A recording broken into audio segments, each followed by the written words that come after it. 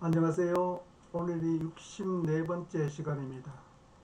오늘은 북한강의 스왓, 북한강의 물 문제 사례, 남북한 협력 방안 중에 협력의 기본 방향에 대한 내용입니다. 북한강의 강점, 약점, 기회, 위협은 무엇인가요? 첫 번째, 유리한 요인은 무엇인가요? 북한강은 광활한 유역과 풍부한 유량, 중상류 지역의 지형이 험하여 도시 취락지가 발달되지 않아 오염되지 않은 청정수역으로 유지되고 있으며 수계 주변 지역에 울창한 산림이 형성되어 있어 수자원이 풍부합니다. 남북한 협력을 통한 수자원 공동개발이 이루어진다면 전력 생산, 공업용수, 농업용수, 생활용수 등으로 활용할 수 있을 것입니다. 또한 북한강은 국토 중앙에 위치하고 있어 금강산까지의 거리가 가장 짧고 수도권에서의 접근성을 고려할 때 향후 교통망 연결 사업 추진 시 매우 유리할 것으로 생각합니다. 두 번째, 불리한 요인은 무엇인가요? 북한강은 군사시설, 군사작전 등 남북한의 군사적 대치로 인한 통제와 규제에 따라 경제활동에 크게 지장을 받아 접경지역 중 가장 낙후한 지역으로 남아있는 점이 불리한 점입니다. 따라서 남북협력사업을 추진할 경우를 대비하여 기반시설의 확충이 우선시되어야 할 것으로 생각합니다. 세 번째, 기대할 요인은 무엇인가요? 북한강은 금강산 육로 관광 등 협력사업이 이 접경지역을 중심으로 추진된다면 교류협력사업에 긍정적인 영향을 미칠 것입니다. 따라서 남한의 접경지역 지원법의 시행과 접경지역 종합계획의 추진도 이 지역이 갖고 있는 기반시설의 부족, 정주환경의 취약 등의 불리한 여건을 개선시킬 수 있는 좋은 기회로 생각합니다. 네 번째, 위험 요인은 무엇인가요? 북한의 임남댐이 정축된다면 수몰 지역의 확대, 유화량 감소, 생태계 환경 등의 문제가 발생되어 위험 요인으로 작용하게 될 것입니다. 반면 철원과 고성 등 남북한 교통망 연결 여건이 우수한 지역이 인접해 있어 이들 지역과의 경쟁에서 유리한 점도 있을 것으로 생각합니다. 세 번째, 북한강 물 문제 사례는 무엇인가요? 첫 번째, 임남댐이 2000년 이후 지금까지 수차례 우리 쪽으로 물을 방류하면서 이 중 4회만 우리에게 통보했을 뿐 나머지는 무단으로 방류하였습니다. 두 번째, 북한강 상류에 임남댐이 건설되면서 하류의 유량이 감소하고 하류에 있는 댐의 전력 생산과 용수 공급에 어려움이 발생하고 있습니다. 따라서 북한강이 유량 감소로 인해 수질 악화, 저수로 구간 감소에 따른 수생태계와 주변 동식물의 다양성에 영향을 미치고 있는 실정입니다.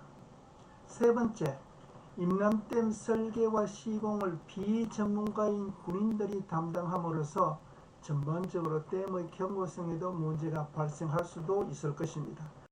따라서 우리 전문가들은 임남댐의 안전성이 우려된다며 이에 대한 대비가 필요하다는 의견도 있습니다. 이제 네 번째, 남북한 간 협력 방안은 무엇인가요? 첫 번째, 협력의 기본 방향은 무엇인가요? 세부 내용 첫 번째, 수자원의 남북 공동 이용은 어떻게 하나요? 북한강의 다양한 관광 자원의 연계 개발과 주문을 통한 관광 협력 사업을 수립하여 남북이 공동 이익을 누릴 수 있도록 추진하고 금강산 관광의 주운 체계를 확립하여 이를 제도적으로 뒷받침할 수 있는 공유하천의 이용에 관한 남북한의 제도적 장치를 마련할 방안이 필요합니다. 또한 이 지역에서 남북한 분쟁 요인을 제거하고 교류협력을 활성화하기 위해 북한강 수자원의 평화적 활용을 위한 공동 이용 방안을 마련하여 전력, 농업, 공업, 생활용수의 부족을 해결해야 할 것으로 생각합니다. 두 번째, 재해의 예방과 공동 대처는 어떻게 하나요? 북한강 유역에서 빈번하게 발생하는 화재, 솔리 폭발이 등 산림재해에 대한 공동 대처를 통해 자연환경의 보존 관리, 또 이 지역에서 자주 발생하는 말라리아, 콜레라 등 전염병에 대한 공동 예방 대책을 수립하는 방안이 필요합니다. 반면 우리는 재해의 예방과 공동 대처 방안이 장기적인 차원에서 구체적이고 실현 가능한 방향으로 제시되어야 할 것으로 생각합니다. 세 번째, 북한강 유역의 산림 녹화는 어떻게 하나요? 북한강의 기존에 남아있는 산림을 보존하기 위한 철저한 보호가 이루어져 산림 녹화를 통한 재해의 근원적인 예방을 이루어야 할 것입니다. 따라서 산림 녹화는 미래의 국가의 산림 자원으로 큰 자산이 될 것이며 북한강 유역의 유량을 자연적으로 조절해주는 역할도 수행해낼 수 있을 것으로 생각합니다. 네 번째, 수변 생태 자원의 보존과 활용은 어떻게 하나요?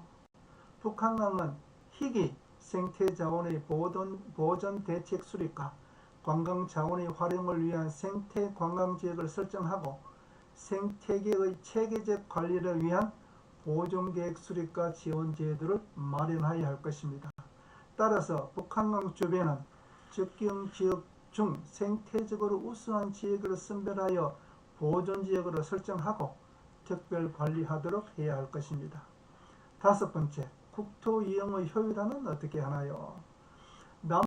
북한강의 남북한 교류협력 사업은 미래의 통합 국토 차원에서 국토 이용의 효율화를 염두에 두고 추진해 나가야 할 것입니다.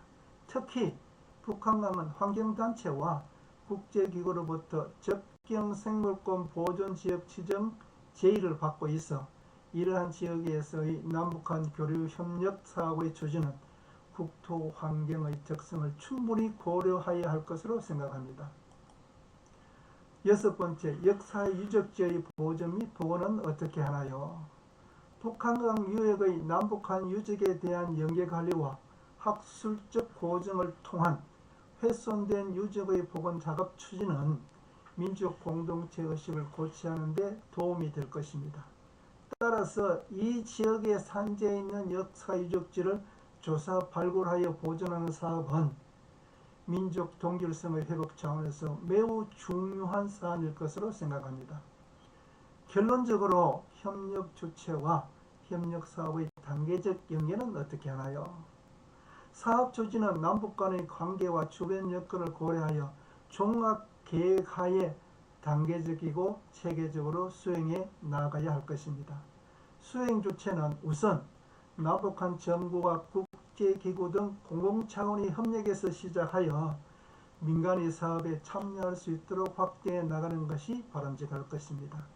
특별히 분단 전에 동일시군과 생활권이 같은 지방자치단체의 상호교류 협력을 적극적으로 지원하여 협력의 분위기를 조성해 나가도록 해야 할 것입니다. 사업은 초창기에는 북한이 참여할 수 있는 수혜성 사업을 우선 추진하고 나아가 호혜성 사업으로 발전시키고 사업의 규모는 국제적이고 소규모인 사업에서 시작하여 점차 대규모적인 사업으로 추진할 수 있도록 해야 할 것으로 생각합니다. 오늘 강의는 여기서 마치고 다음 강의는 협력 방안 중 평화적 이용을 위한 추진 전략, 교류협력의 필요성, 교류협력의 추진 과정에 대한 내용입니다. 여러분의 구독과 좋아요는 힘이 됩니다. 오늘 강의 시청에 감사합니다.